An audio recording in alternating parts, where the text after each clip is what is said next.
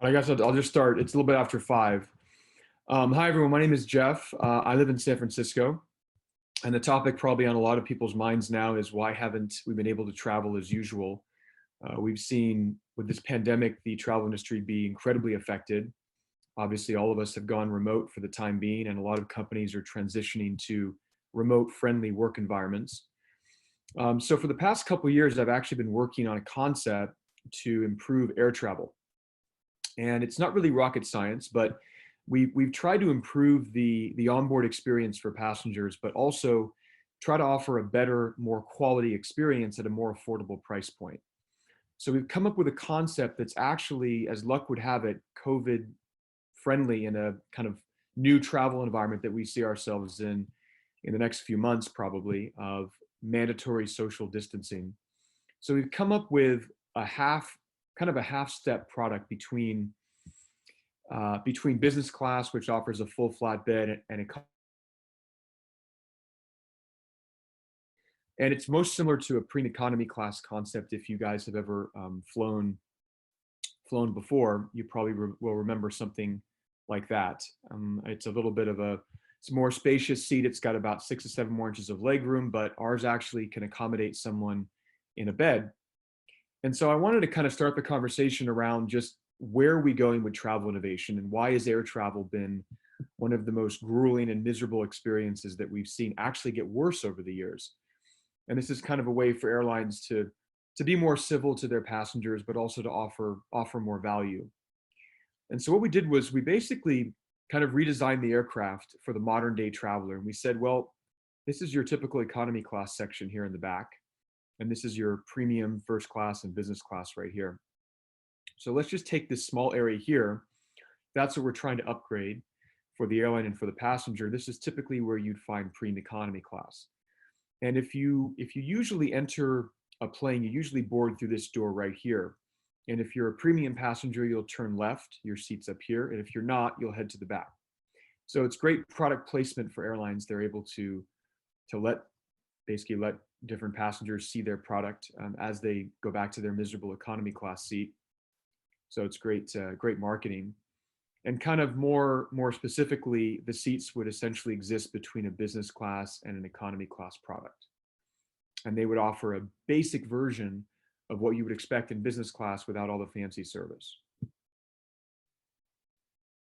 And so if we take what they call LOPA, which is basically a layout of the passenger real estate on a plane, what we can see is if we were to take all the seats and reconfigure them with this particular seat design, you can fit 324 passengers on a plane, and they all get a bed, which is pretty good. A standard plane with business, premium economy, and economy class typically can only hold about 295 to 315 people. So this actually could, in theory, increase the capacity on a lot of flights. What does it look like on a plane? Well, this is kind of an aerial shot. You have to imagine yourself on a wide body plane, typically where you'd fly over 8 to 10 hours, long distance, and you have two aisles. And as you turn down one aisle,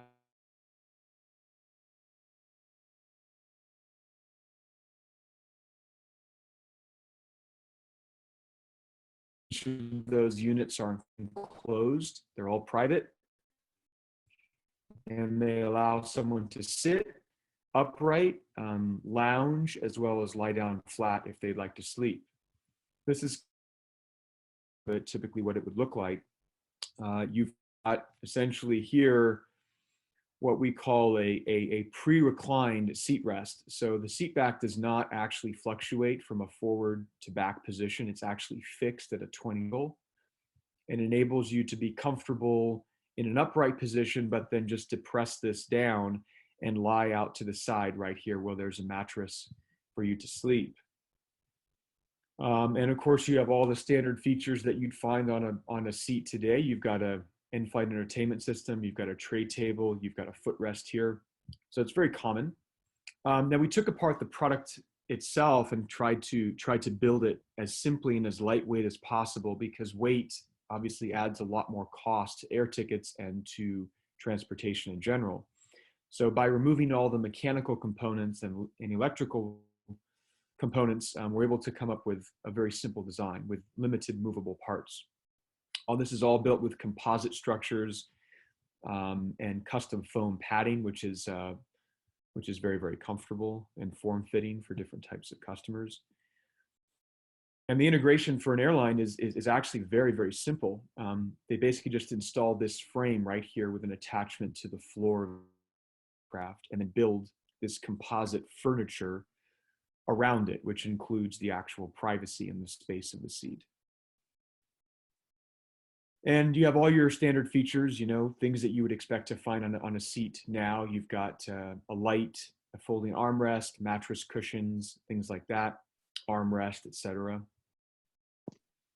And these are all customized features for the airline based on what they want to provide, but you can have an audio system, an in-flight entertainment screen, of course, your tray table, there's the extension for the bed, and the airline can also increase or upgrade the thickness of the mattress cushion. So that's really up to their discretion how they want to market the product.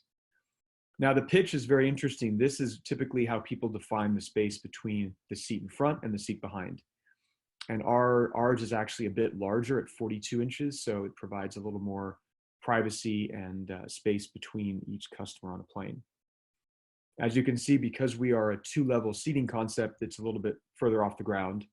So we've got about 80 inches, which is, it's not too high, but it can feel a bit strange at first. But of course, this is meant to be a product with trade-offs because it offers better value. And these are just kind of more dimensions on angles and fixtures and things like that. But the really cool thing here is that we actually put the passenger in kind of a zero gravity position here. So this shape is very familiar to how you would sit in a sports car, for example, when you're driving. So it makes you feel like you're very well protected. You're not exposed to the aisle or to anyone seated next to you, and you have a bit more privacy. And of course, it's all about the space. So if we look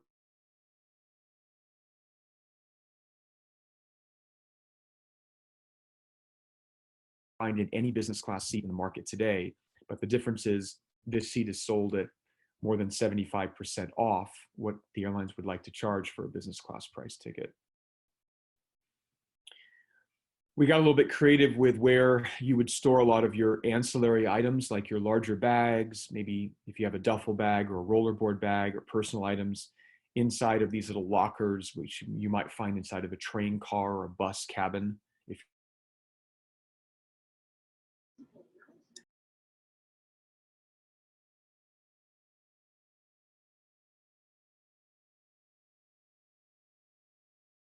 For the consumer. As you can see, they very seamlessly use the same aisle space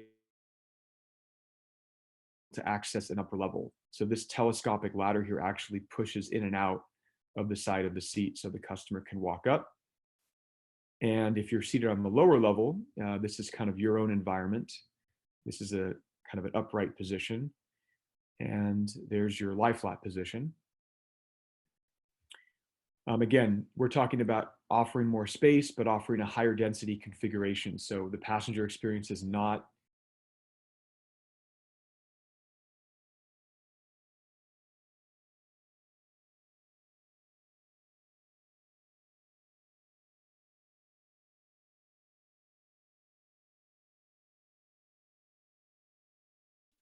this is kind of a cabin view, as if you're walking down the aisle. This is what you would see, a view from behind. As you can see, the upper seat here does not have full window access, but that's one of the trade-off elements of the product.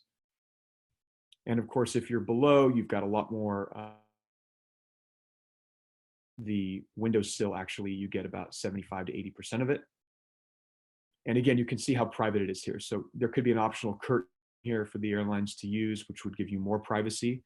And again, with all the airlines, all transportation companies proposing new ideas in a post-COVID world, this is the closest thing that we've found that's compliant right now as a premium product. But obviously, at the very low end of that, more accessible to more people. And the seat on the lower level is a little bit low to the ground. It's not terribly high, but it kind of means that you step down into it as opposed to stepping up into the upper bunk. And customization, we think that's kind of the future of the modern traveler, is letting airlines choose what they want to sell to their own customers. And you can make the seat very fancy. You can add curtains for additional privacy. You can add additional folding privacy screens if you'd like to lie next to a partner or a spouse or a family member during flight.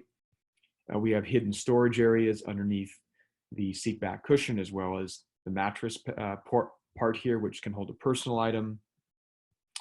And then we kind of got creative where the customer could hold soft items like a backpack, as well as a small rollerboard bag down in the footwell, and then move those around accordingly in flight based on what part of the seat they want to use. And then, of course, based on how tech-friendly the airline is, they can add different features. In power ports, they can offer personal device storage for computers or laptops, or iPads, iPhones, etc. And additional lights and different features to enhance the experience inside your own personal space. The one idea that we had was that we could have a small little office area where it can kind of double as a flat surface for someone to do work in a kind of a tabletop setting that would be separate from where you eat on the tray table. So we had this idea too. And finally, I think the most important thing is just kind of how comfortable you want to make that seat. And so airlines can choose to make it incredibly comfortable with extra foam padding. They can keep it very standard, like an economy seat, or they could add custom features around the headrest area, similar to what you'd find on most major planes today. So that's basically the main idea. I mean, I really started this to generate a conversation around how can we make flying better and transportation in general.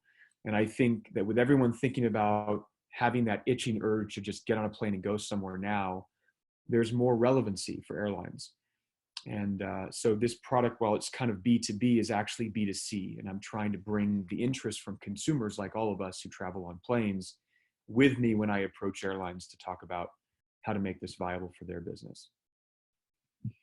So that's my my kind of very brief but fast talk about, I guess, the airline industry. For those that don't know much about it, it's incredibly different to sell to an airline than to sell to an end customer, pretty much anything. And the stage length to get a product from 0 to 1 is usually on average between 5 to 10 years, depending on the complexities. And our product is no different. It has to be certified by the FAA, which we're working through, but we're hoping to find a champion or champions in the industry who want to see this exist. Anybody have any questions or about this topic or about air travel in general?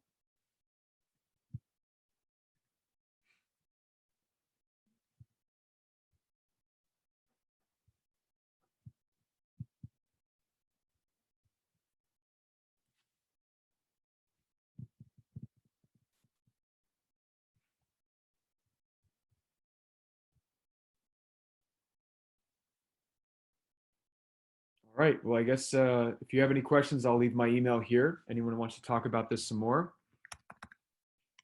But thank you for your time, and hope everyone stays safe, and hope you can all travel again soon. Thanks, bye.